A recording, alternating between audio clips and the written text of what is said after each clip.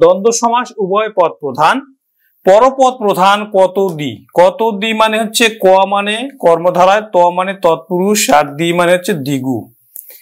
তৃতীয় পদ প্রধান বহুব্রী সমাস, অর্থাৎ প্রথম পদও নয় পরপদও নয়। পূর্বপদ উপসর্গ প্রধান অব্যয়ীভাব। তাহলে পূর্ব পদে যদি একটা উপসর্গ থাকে তাহলে এবং উপসর্গের অর্থের যদি প্রাধান্য পায় তখন সেটাকে বলবো আমরা অব্যয়ীভাব সমাস। শিক্ষার্থী বন্ধুরা, এবার আমরা তার সাথে আরেকটি টেকনিক দেখো। এই যে তৎপুরুষ সমাস হতে হলে পূর্ব পদের বিভক্তিটা লোপে কিন্তু আমার তৎপুরুষ সমাস হবে, অর্থাৎ যেই শব্দটা থাকবে সেই শব্দের সাথে আমরা বিভক্তিগুলো যোগ করে দেখব। যদি আমরা সাফল্যজনক যদি উত্তর পাই তাহলে সেটাকে আমরা ধরে নেব তৎপুরুষ সমাস, নচেত আমরা হয় কর্মধারায় নতবা দ্বিগু। কিন্তু দ্বিগু সমাস হতে হলে অবশ্যই দ্বিগু সমাসের পূর্ব পদে একটা অবশ্যই সংখ্যা থাকতে হবে। তাহলে যদি পূর্ব পদে একটা সংখ্যা থাকে তাহলে আমরা ধরে নিব যেটা হচ্ছে দ্বিগু সমাস। আর পূর্ব পদে যদি বিভক্তি লোপ করে যদি আমরা সমাস করতে পারি তখন সেটাকে বলবো আমরা তৎপুরুষ সমাস। আর কত মানে ক মানে হচ্ছে কর্মধারায় সমাস, সেই সমাসে যেই সে যা তা যিনি তিনি এগুলো যেমন তেমন তবুও নচেত যদি থাকে আমরা ব্যাস বাক্য করে এগুলো দিয়ে যদি ব্যাস বাক্য করতে পারি তখন আমরা প্রাথমিকভাবে মোটামুটি 90% ধরে নিব যেটা হচ্ছে কর্মধারায় সমাস। শিক্ষার্থী বন্ধুরা, এটা মোটামুটি একটা হচ্ছে টেকনিক। তো লক্ষ্য করে দেখো, এখন দ্বন্দ্ব সমাস উভয় পদ প্রধান, অর্থাৎ দুটি পদ থাকে। একটি সমাস হতে হলে কিন্তু দুটি পদ থাকে, একটা হচ্ছে পূর্ব পদ, একটা হচ্ছে পরপদ বা উত্তর পদ। যেমন ধরো আমি লিখলাম বাবা মা, বাবা মা, তাহলে কিন্তু উভয় পদেরই কিন্তু প্রাধান্য পাচ্ছে, বাবা এবং মা দুজনকেই বোঝাচ্ছে। আবার ধরো ঘর বাড়ি, ঘর বাড়ি, তাহলে ঘরও কেউ প্রাধান্য বোঝাচ্ছে, বাড়িকেও প্রাধান্য বোঝাচ্ছে, তার মানে এটি দ্বন্দ্ব সমাস। আরেকটি সমাস দ্বন্দ্ব সমাসের একটা গুরুত্বপূর্ণ দম্পতি। এই দম্পতির মধ্যে কিন্তু জায়া ও পতি আছে, অর্থাৎ স্বামী এবং স্ত্রী আছে, উভয়কে আমরা কিন্তু দম্পতি বলি। উভয়কে আমরা কি বলি? দম্পতি বলি।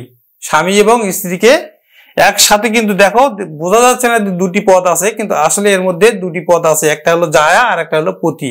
জায়া মানে স্ত্রী, পতি মানে হচ্ছে স্বামী, এটা মনে রাখবে। এখন আমরা করব কি, কতদি। এই কতদি ক মানে হচ্ছে কর্মধারায়, ত মানে হচ্ছে তৎপুরুষ, আর দি মানে হচ্ছে দ্বিগু। তাহলে দ্বিগু সমাস হতে হলে অবশ্যই পূর্বে একটা সংখ্যা থাকতে হবে। তৎপুরুষ সমাসে বিভক্তি পূর্বপদে অবশ্যই লোপ পেয়ে বিভক্তি লোপ পেয়ে সমাস হবে। তখন আমরা এটা ধরে নিব যেটা হচ্ছে হয় কর্মধারা নয় তৎপুরুষ, না হলে দ্বিগু। যেমন আমি লিখলাম ঘর জামাই, ঘর জামাই। এখন লক্ষ্য করে দেখো তো শিক্ষার্থী বন্ধুরা, এখন আমার যে ঘরের প্রাধান্য পাচ্ছে না জামাইয়ের প্রাধান্য পাচ্ছে? নিশ্চয়ই ঘরের প্রাধান্য পাচ্ছে না, জামাইয়ের প্রাধান্য পাচ্ছে। মানে ঘরে আশ্রিত যে জামাই সেই জামাইটাকে বলা হয় কিন্তু ঘর জামাই। তাহলে নিশ্চয়ই কিন্তু এটা হচ্ছে কি হবে, এই কর্মধারায় হবে, তৎপুরুষ হবে না দ্বিগু হবে? এখন দ্বিগু সমাস হতে হলে কি থাকতে হবে? সংখ্যা থাকতে হবে। তাহলে এখানে সংখ্যা নাই, তার মানে দ্বিগু সমাস এটা হবে না। তারপর দেখো তৎপুরুষ সমাস হতে হলে পূর্বপদের একটা বিভক্তি থাকতে হবে, কি? ঘরে আশ্রিত জামাই, ঘরে আশ্রিত জামাই। যখন ঘরে আশ্রিত জামাই বলতেছি তখন কিন্তু এখানে মধ্যপদটার আবার লোপ পাচ্ছে, তখন সেটা কিন্তু হয়ে যাচ্ছে কর্মধারয় সমাস। এমন লিখলাম সংখ্যালঘু। দেখো একটা সংখ্যা আছে, সংখ্যালঘু সংখ্যা আছে, কিন্তু দেখো তো সংখ্যা থাকলেই যদি বিভক্তি লোপ পায় তখন কিন্তু সেটাকে বলবো আমরা তৎপুরুষ সমাস। তাহলে সংখ্যা থাকার পরও কিন্তু এখানে আমরা দ্বিগু সমাস বলতে পারছি না। আমরা এখানে কিন্তু আগে বিভক্তিটা যুক্ত করে দেখব। দেখো সংখ্যালঘু আমরা কাকে বলি? যারা সংখ্যায় লঘু তাদেরকে কিন্তু বলে আমরা সংখ্যালঘু। তার মানে সংখ্যালঘুটা সংখ্যায় লঘু, সংখ্যায় লঘু। তাহলে আমার হচ্ছে ব্যাস বাক্য হয়ে গেল কিন্তু সংখ্যায় লঘু মানে হচ্ছে সংখ্যালঘু, সমস্ত পদ আমার সংখ্যালঘু। তাহলে নিশ্চয়ই অন্তস্থ বিভক্তি আছে, মানে অ থাকলে আমার অন্তস্থ অ যদি থাকে তাহলে সেটা কি বলি আমরা কি সপ্তমী বিভক্তি। অ এ তে যদি থাকে তাহলে সেটা কি বলি আমরা সপ্তমী বিভক্তি। তাহলে এটা হচ্ছে কিন্তু সপ্তমী বিভক্তি। তারপরে আমি যদি লিখি যে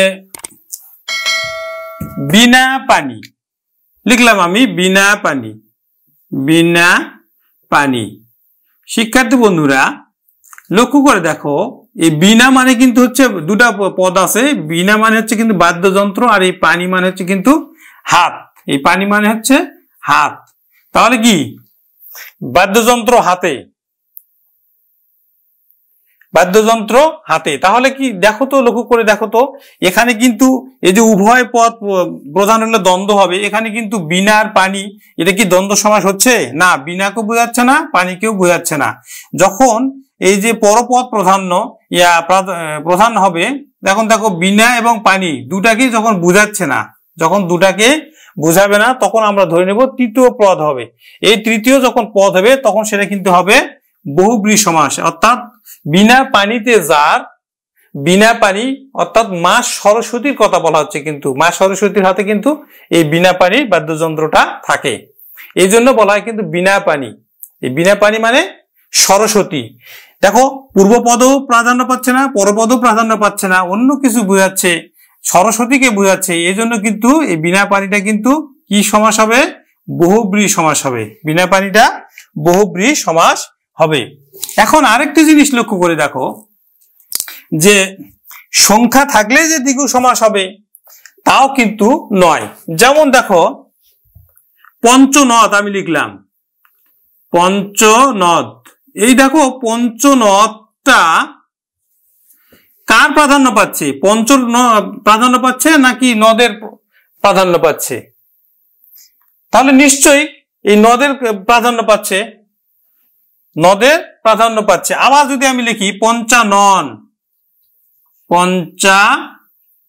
পঞ্চানন, দেখো এই যে পঞ্চ এবং আনন দুটা মিলে কিন্তু হচ্ছে পঞ্চানন।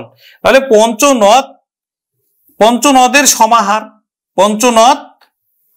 পঞ্চনদের সমাহার, এই কথাটা কিন্তু এখানে যোগ করে দিব আমরা।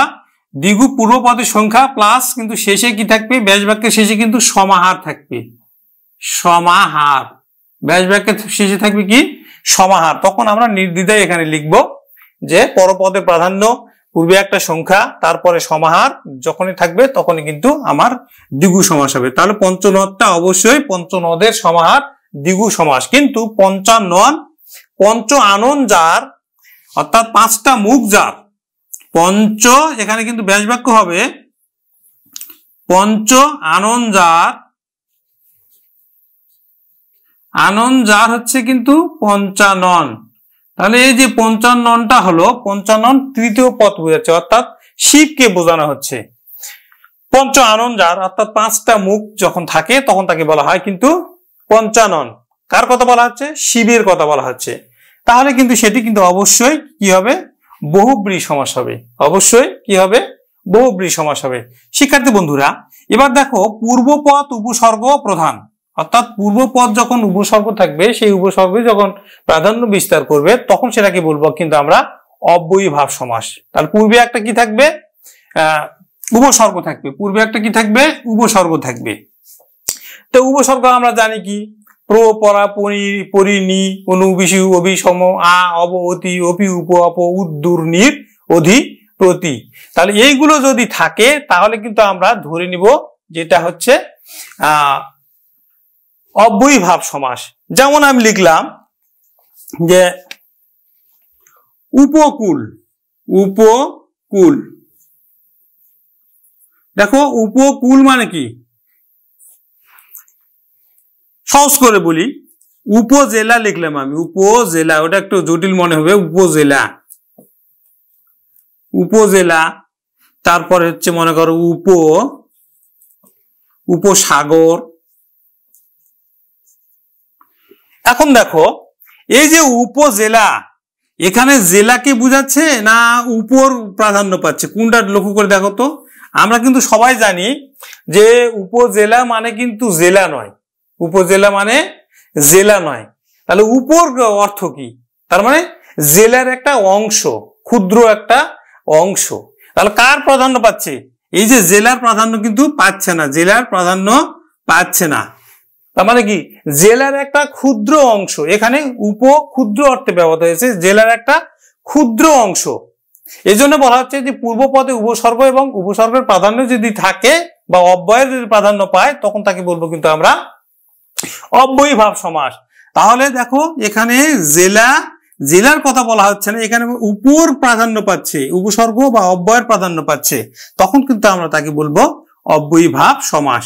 অর্থাৎ ক্ষুদ্র অর্থে উপজেলা জেলার একটা ছোট্ট অংশ, উপসাগর সাগরের একটা ছোট্ট অংশ, উপকণ্ঠ কণ্ঠর কাছে, উপকণ্ঠ মানে কি আমার কণ্ঠটা আছে এখানে, কিন্তু এখানে কিন্তু আমরা বলতেছি কি উপকণ্ঠ না, কণ্ঠর কাছাকাছি,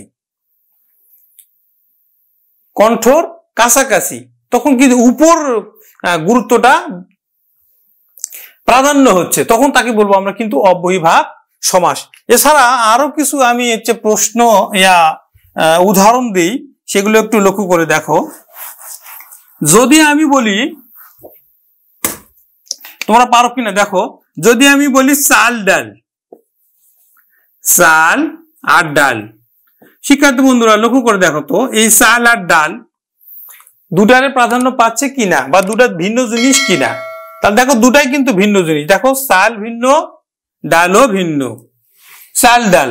কিন্তু যদি আমি লিখি চাল কুমড়া, তাহলে কি বোঝায় বন্ধুরা?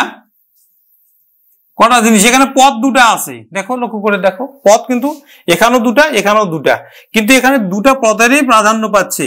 কিন্তু এখানে দেখো চাল কুমড়া বলতে আমরা কি বুঝি?